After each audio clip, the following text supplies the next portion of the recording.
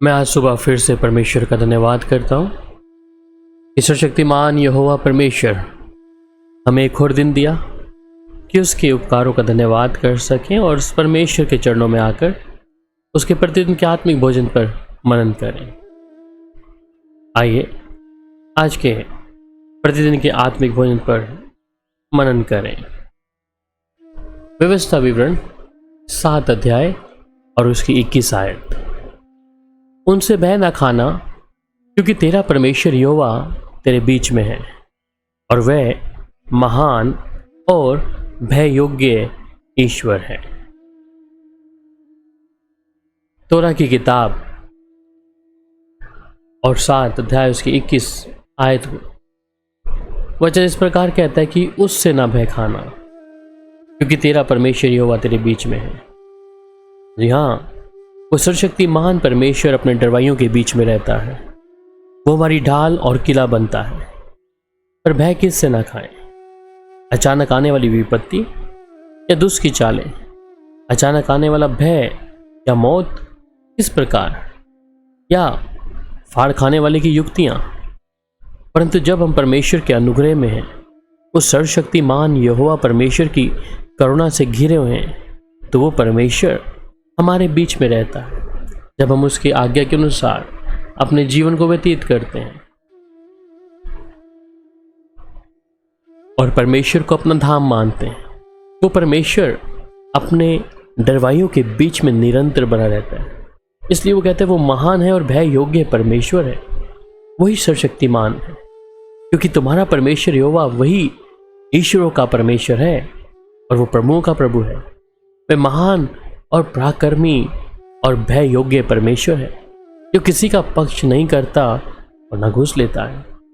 यहाँ पर इस वचन में जब हम पढ़ते हैं, आज बहुत से लोग हैं किसी ना किसी भय के लिए जीवन को देखते हैं। उस भय से अचानक आने वाली तमाम वो दुष्ट की युक्तियों को, आने वाले उनके भविष्य में बहुत सी चीज़ों में आज ये मनुष्य स्ट्रगल कर रहा है, या अपने जीवन में कहीं ना कहीं उसके जीवन में भय का आत्मा उसको दिन प्रतिदिन आत्मिक तौर पर, शारीरिक तौर पर, उसको मानसिक तौर पर अंदर ही अंदर एक घुन के समान समाप्त कर रहा है। परंतु जब यहोवा हमारा परमेश्वर हमारे बीच में है, वो निरंतर अपनी युक्ति रचने वाला है। वो महापराक्रमी परमेश्वर है। यहोशू को परमेश्वर ने कहा है 3 अध्याय उसकी 10 में कि और यहोशू कहने लगा कि इससे तुम जान लोगे कि जीवित ईश्वर तुम्हारे मध्य में, और वह तुम्हारे सामने निसंदेह कनानियों, हित्तियों और हिवियों और परिज्जियों और गिर्गाशियों, अमोरियों और यबूसियों को उनके देश में निकाल देगा। इसलिए कि वो परमेश्वर आज हमारे मध्यस्थ में भी है। जो यहोशू का परमेश्वर था, मूसा का परमेश्वर था, उनके अंग संग रहने वाला पराक्रमी परमेश्वर, वो आज मेरे और आपके बीच में भी निरंतर है। इसलिए वही परमेश्वर है।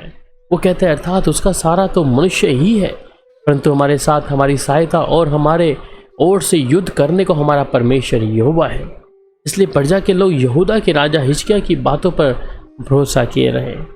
जी हाँ, जब हिजकिय्याह के ऊपर राजा ने सोचा कि आक्रमण करें और मोआबियों की ओर से आने वाले आक्रमण की ओर से, परंतु हिजकिय्याह जानता कि उनके ओर से लड़ने वाला यहोवा परमेश्वर है। आज वही परमेश्वर है जो मेरी और आपकी ओर लड़ता है। वही सर्वशक्तिमान परमेश्वर है जो आज मुझ पर और आप पर दया करना चाहता है।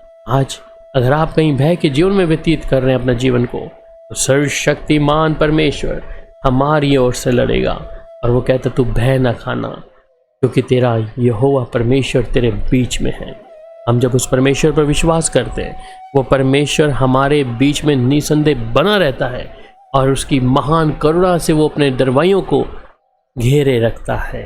आज अगर आप अपने जीवन में कोई ना कहीं भय का आत्मा को देख रहे हैं, तो आज वचन के द्वारा परमेश्वर आपके जीवन से हर एक उन भय की आत्मा को दूर करके अपनी उपस्थिति, अपना आनंद, अपनी शक्ति और सामर्थ्य से परमेश्वर इसी क्षण भर देगा। आइए प्रार्थना करें। प्यारे पिता, मैं आपका धन्यवाद करता हूँ आज सुबह के दिन में प्रभु आपने हमें मौका दिया कि आपके जीवित कलाम को हम सुन पाए। प्रभु जी, और आपने हमें भय का नहीं परंतु सामर्थ का आत्मा दिया है। इसलिए परमेश्वर ने उन्हें कहा, तू भय ना खाना, क्योंकि तेरा परमेश्वर तेरे बीच में है। प्यारे प्रभु, मैं आपका धन्यवाद करता हूँ कि आप अपने लोगों में और अपने लोगों के बीच में चलते और फिरते हैं। आप उन्हें नया बल और शक्ति और ताकत देते हैं प्रभु। मैं धन्यवाद करता हूँ। आज कोई भी प्रिय भाई बहन प्रभु अपने जीवन में भय को देखते हैं, परंतु आज आपकी सामर्थ के अद्भुत कामों को भी देख लें प्रभु कि आप यहोवा परमेश्वर हैं। प्यारे प्रभु, मैं आपका धन्यवाद करता हूँ आपकी करुणा के लिए और आपकी दया के लिए प्रभु। आपके लोगों पर छुटकारा देने के लिए धन्यवाद प्रभु यीशु मसीह के मधुर और मीठे नाम में, आमीन। अब प्रभु यीशु मसीह की शांति आप सबके साथ में हो। शालोम।